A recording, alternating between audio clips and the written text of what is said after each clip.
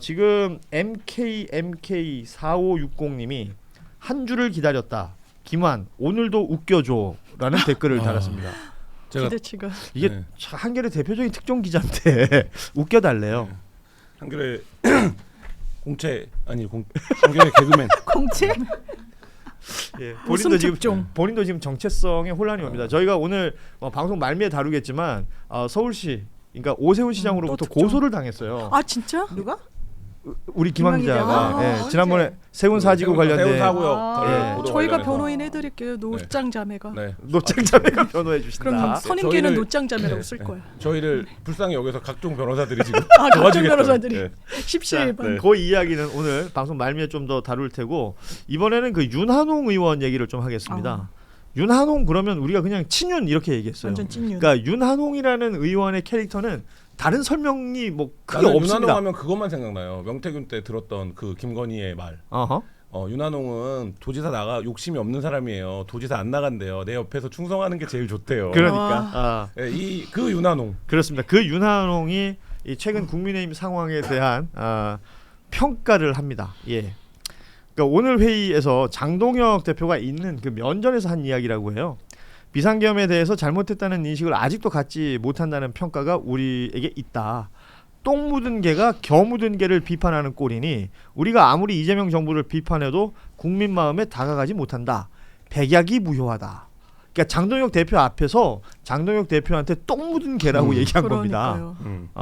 윤한홍은 지금 이 타이밍에 왜 이러는 걸까요? 장동혁 체제로 선거를 못 치른다라는 판단이 선 것 같아요. 그러니까 이게 찐윤이냐 아니냐 이런 거를 떠나서 이 당에서 어쨌든 뭐 윤한홍이 훨씬 더 가까웠던 사람이죠, 윤석열과. 근데 그런 뭐 이제 윤석열은 없는 거고 하니까 근데 결국에는 이 당의 중진이라고 불리는 사람들이 그냥 어쨌든 대안이 없어서 장동혁을 두고 봤는데 12.3 1주년을 계기로 해서 장동혁으로는 선거가 안 되겠다 이 판단을 한 거고 그러면 장동혁 대표가 뭡니까? 뭐 이 당에 지분이 있습니까? 아니면 뭐 자기를 지지하는 세가 두텁습니까? 아니면 뭐 대중적으로 지금 본인은 여론조사 1위 나온다고 하지만 뭐 장동혁 대표가 중진들이 보기에는 그냥 잠깐 세워놓고 가는 간판이었던 거거든요. 그러니까 1.5선 정도일 것이죠. 네. 예. 그렇다라고 보면 이제 저는 뭐 간판가리의 빌드업이 시작이 됐다 이런 차원에서 그러니까 이게 지금 언론의 관심은 프레임은 찐윤들이 어떻게 장동혁을 공격해 이런 건데 그게 아니라 저는 12.3 이후에는 이제 뭐 송원석도 마찬가지고 국민의힘에서 장동혁 체제로는 좀 어렵겠다 이런 판단이 내려진 게 아닌가 싶습니다. 한 달 정도 전부터 좀 이 흐름이 거세게 움직여졌고요. 원래 처음에 장동혁 되고 난 다음에 한 달 정도는 좀 그분들이 좀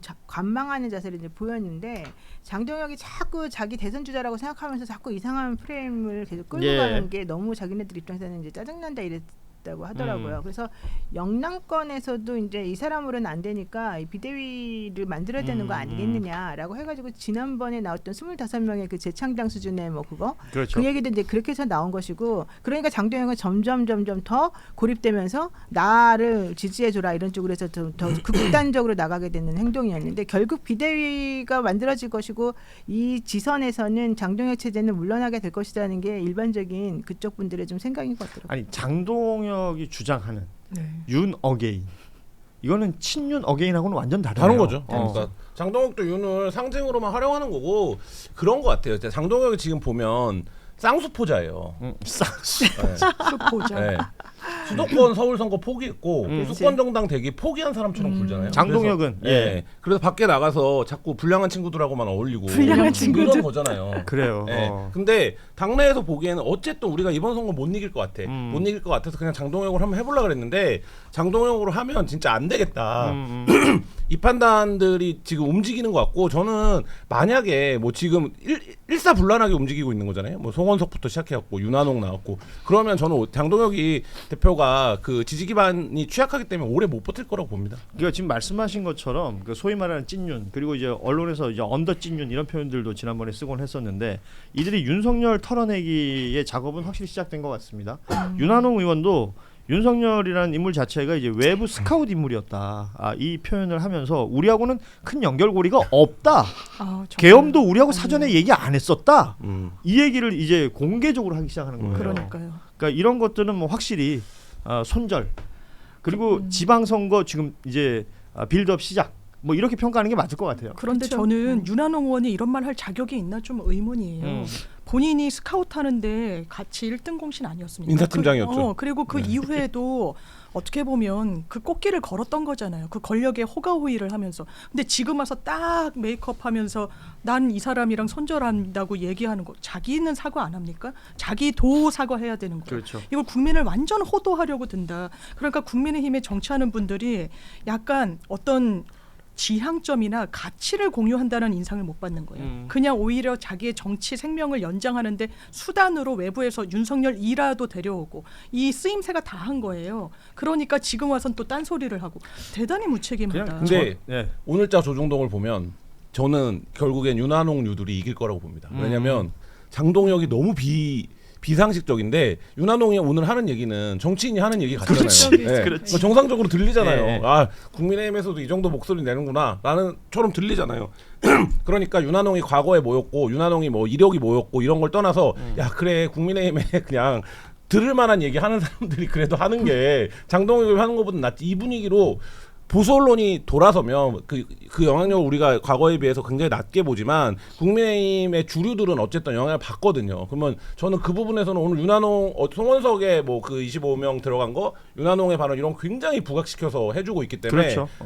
세탁하고 아마 뭐 돌아가는 데는 아니 근데 윤한홍은 사실 명태균 관련해 가지고 이름이 제일 많이 나오는 사람 중에 한 맞습니다. 명이에요. 지역구가 창원이에요. 그래가지고 현실적으로 이 윤한홍이라고 하는 사람이 그 안에서 무슨 일을 했는지를 우리가 돌이켜보면 다들 깜짝 놀랄 정도일 텐데 이제 문제는 실제 이 사람이 이렇게 말하면서 정상적인 것처럼 보이지만 그 지난번에 계엄 해제할 때 의결 당연히 안 했죠 이분. 앞으로도 아마 안 한다고 했을 거예요. 왜냐하면 지금 MBC 좀 이따 말하겠지만 MBC 그 이번에 취재했던 내용이 있습니다. 그러니까 그 내용 당시에 관련해가지고 계엄 해제 표결에 참여하지 않았던 90명 정도의 국민의힘 의원들을 한 명 한 명 다 찾아갔더라고요. MBC가 이번에. 한 명은 못 찾아갔어요. 네, 그러니까 찾아가서 수감 중이라. 다시 물어봅니다. 어느 정도? 다시 물어봅니다. 이게 다시 표결의 90명에게. 타이밍이 온다면 어떻게 하겠느냐. 지금 화면에 나가지만 참석하겠다라고 얘기한 사람이 7명이고요. 대부분의 사람들은 나한테 왜 이래요. 그리고 응답조차 하지 않고 도망갔던 사람들이 더 많았다. 이런 게 이제 취재 내용이었습니다. 이번에 초대선이 25명이고 지난번에 계엄해제 표결했던 게 18이고 지금 7명 추가하면 25명이잖아요. 그렇죠. 그러니까 전체 계엄에 대해서 국민의힘이 108명인가요?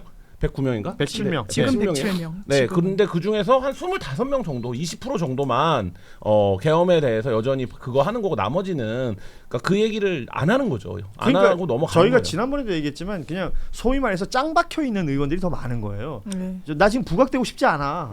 내 얘기 물으러 오지 마 기자들한테. 근데 나는 그게 사실은 우리 국민들도 내지는 그쪽에 계신 분들도 좀 반성해야 될 것 그렇죠. 같아요. 예. 왜냐하면 거기는 이렇게 역사적인 상황에서 자기가 제대로 된 정치적 판단을 하지 않아도 그 사람이 계속 두루두루 먹고 두루두루 사니까. 찍어주고 예. 찍어주고 계속 재선시키고 삼선시키고 하는 그렇죠. 이게 있다는 거잖아요. 근데 그렇게 되면 결국 역사라고 하는 게 발전될 수가 없고 대한민국이 큰일이 나더라도 이게 해결이 안 된다는 건데 이런 식으로 하면서 뭐라고 얘기를 하겠어요. 저는 그래서 실질적으로 이분들이 이제 영남권을 중심으로 해가지고 우리는 여기서는 무조건 1등이야. 뭐 대구시장도 마찬가지고 우리는 무조건 이쪽에서는 다 먹고 들어가. 이 생각이 바뀌지 않는 이상은 또 그걸 우리가 바꿀 수 있다는 거 보여주지 않는 이상은 국민의힘의 이렇게 약간 이제 지역 뭐 당처럼 이렇게 지금 움직여지는 이 흐름을 사실 막기가 좀 어려우지 않겠냐. 그러니까 저는 그러니까 장이 섰다.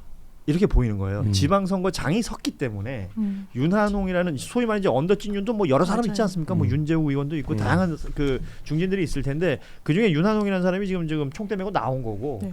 그 권영진 의원을 필두로 해서 그 25명이 그렇죠. 뭐 사과와 뭐 윤석열 절연 얘기를 했던 사람들도 매체에서 마이크 갖다 대면 제일 먼저 하는 얘기가 이렇게 가면 지방선거 못합니다. 이거든요. 그러니까 지방선거를 위한 빌드업과 지금 장이 섰으니까 이 사람들이 이렇게 얘기하고 있는데 앞서 MBC 취재 내용까지 이렇게 연결시켜 보자면 결국 국민의힘은 30석에서 40석 정도 되는 정당으로 갈 수밖에 없는 구조 아닌가 지금은. 지금 흐름대로라면 그렇습니다.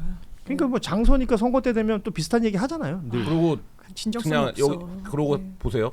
거기에 참여한 사람들 중에 우리가 이제 뭐 누구라고 거론하지 않더라도 한평생 정치를 하면서 개혁파, 쇄신파 이렇게 구분돼 본 적이 없는 한 번도 사람들인데 없는. 예. 난 별로 뭐 한 게 없는데 나오고 지금 당내 개혁파라고 하고 당내 쇄신파라고 하고 좋잖아요. 아 이게 타이틀이 딱 네, 타이틀이. 이게 부가 나의 정치 역정이 이렇게 가는구나. 그런 생각을 할 수도 있다. 근데 저는 이게 선거철이 되어서 무언가 움직이는 것처럼 보이고 보수 언론 중심으로 이것이 굉장히 큰 뭐 모먼트가 되는 것처럼 이렇게 동의하기 어려워요. 만들어 나가는 일련의 과정들을 유권자들이 이제 더 속아서는 안 된다. 우리 알아버렸다. 노영희 변호사도 그 얘기 해주신 거지만 지금 이 판을 이렇게 읽을 줄 알아야 된다라는 얘기를 하면서 다음 이야기는 오늘 오후 2시부터 진행되고 있는 대법원 대회의실에서 진행되고 있는 전국 법원장 회의에 대한 네, 이야기를 하겠습니다. 네.